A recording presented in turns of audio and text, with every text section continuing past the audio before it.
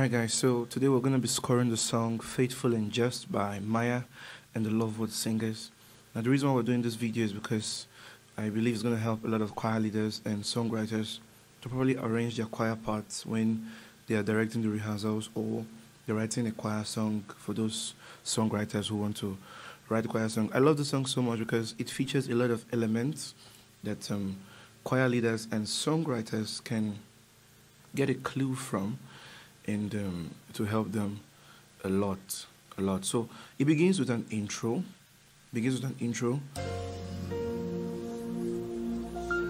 So here you see the instrumentals just playing. Then the singer is singing this and praying in the spirit. Very calm, just to set the tone. Nothing too extravagant.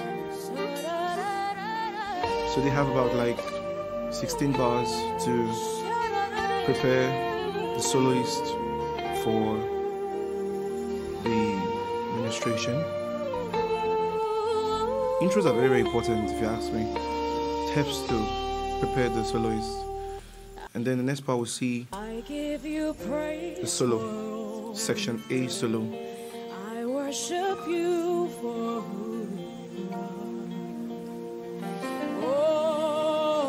So this is section A solo. I prefer calling it sections instead of verses and choruses because it's easier. Because this particular song has about 5 different parts. So imagine I was going to name it verses, choruses, bridge, coda. It gets exhausting. So the sections are easier to make reference to. Then she comes to section B solo. You are so holy. You are so Now I call it section B because the progression changes. If you have any idea about music theory, the keyboardist now is playing something different. The progression is not the same thing in section A. And then she comes to section C, which is actually the chorus, but as a soloist, which is our intro demo sound when we started this. Now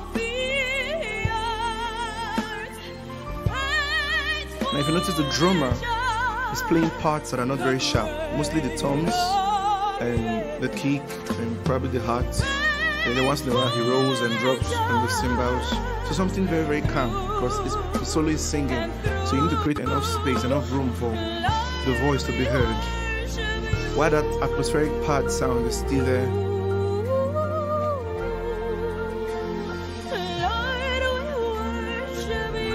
Then she calls in the choir. But now they sing in unison. Section A she sang before. Unison is singing. Now she calls them into unison. Unison is one voice. It may go by different names. So we call it monotone, unison, but I think unison is easier to make reference to. So the choir is about to sing the section A she sang, but with one voice. So both soprano, alto, tenor, they're singing one voice.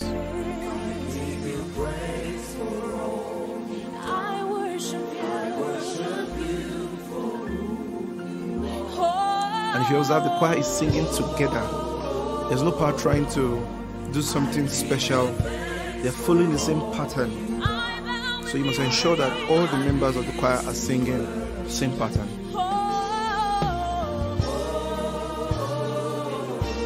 Now if you observe, the instrumental is rising in feel because there's more voices now.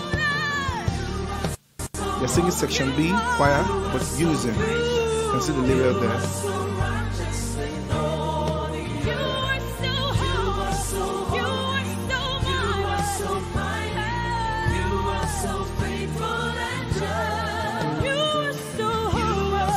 So they repeat it again.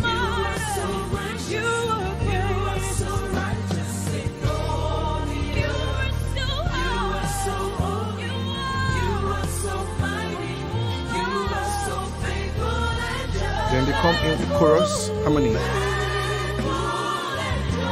Now let me talk about the chorus. Now, this is very, very important. Sometimes the choir leader has a challenge deciding what parts should sing so harmony. Now this particular song was done by a soprano singer, and most times when the song is done by a soprano singer and the song was written on a key that surrounds the soprano range, it is the soprano that will sing the main melody. So the faithful angels, that's the main melody. So you observe the soprano is singing that melody, and then all the other parts are coming beneath to harmonize that melody. So soprano is the one with main melody, all the other parts fall beneath that one. Okay, let me go.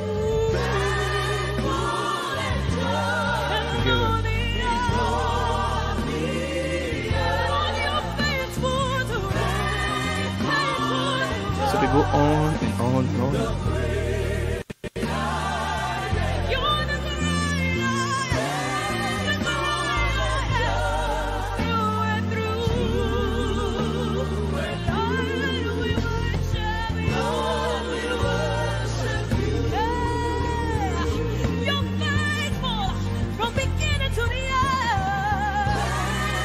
They repeat the same thing. The drum rolls to introduce them to the second part. You can hear the bass guitar just doing some expressions, but at a point, not all through. Very organized bass line.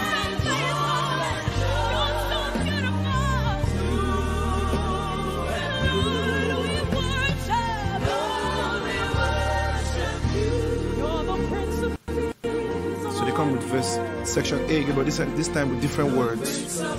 Okay, let me talk about section A again. Now they're doing the same section A, but they have different words in the section A. So instead of what they sang, now they're using the Prince of Peace and Lord of Lords, but the same melody. So that's why I call it section A, but choir verse 2 unison. In unison. The Prince of Peace, that's who you are. The way, the truth, and the life.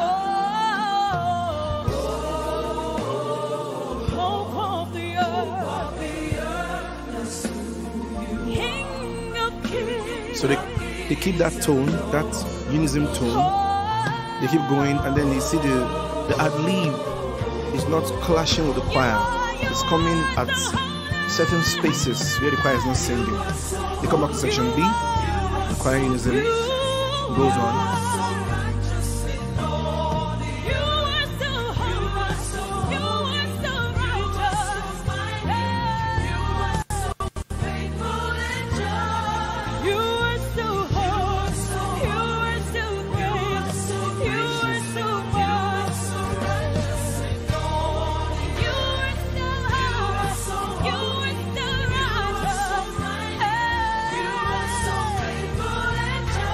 Back to chorus harmony.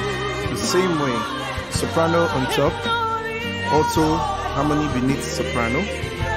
Soprano is the main melody, don't forget. The internal, the third part.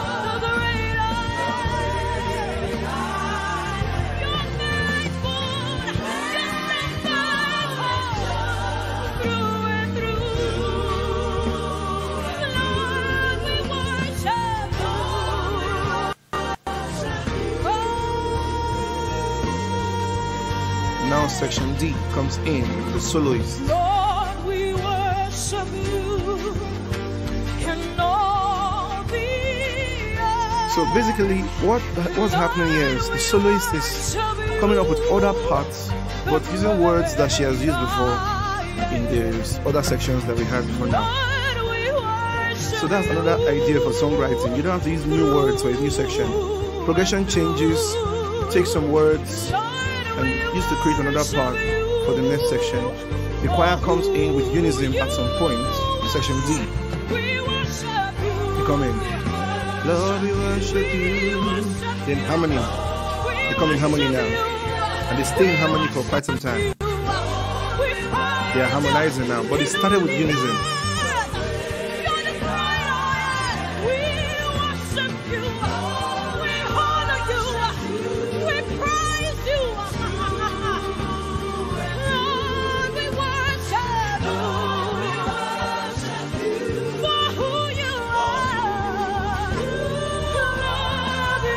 Have it like that going on and on. Then instrumental interlude begins. So there's an instrumental interlude that just set the tone for another section that's coming in. If you observe, the interlude don't come every time. So she's rolling with the instrumentalist, and they're about to come to section E with unison choir.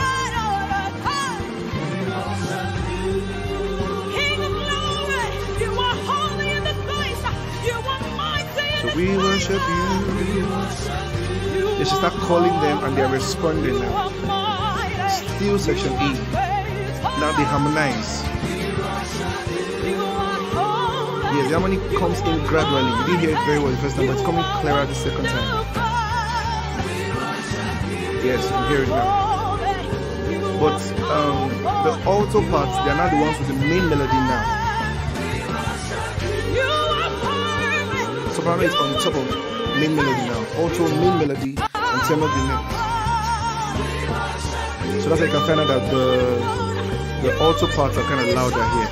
That's part of what the mixing engineer would do in working on it.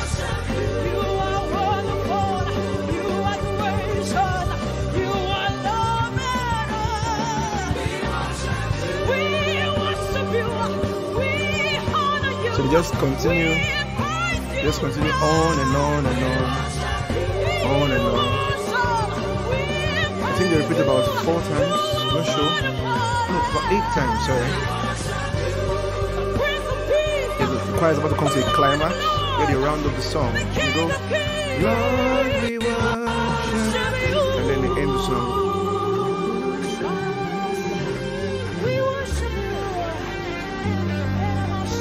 So this climax, choir settles the song. So they take it high and they drop it carefully. But they're not done. The instrumentalists also have like a jam outro.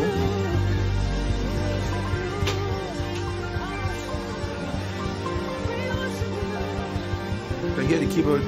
The keyboard is doing some duet, solo, partial duet solo at some point, and the instrumental jam outro comes in.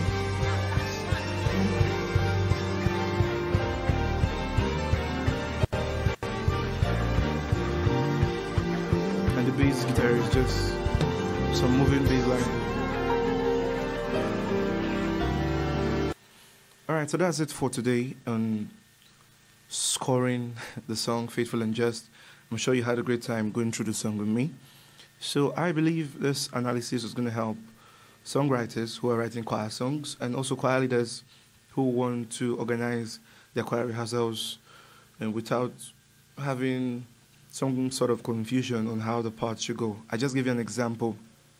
There are times that the choir will sing unison so that they can settle before coming into the harmony. And then there are also times where you need to know who is taking the main melody, but you must know what is the main melody of the song. So the main melody usually is determined by the soloist who is singing, the way the song began. That's how you know the main melody. So most times, for soprano singers, soloists, it will be the soprano taking the main melody, but not all the time. I've heard songs where soprano singers are taking the song, but alto is taking the main melody while other parts are harmonizing. So in every standard choir part arrangement in modern gospel music, there's always one main melody and 2 other parts. That's if they're not singing unison. So that's it for today. So don't forget to like, subscribe, and share this video to your friends and anyone you know would benefit greatly from this. So until next time, I'll see you. Keep writing, stay inspired, and God bless you.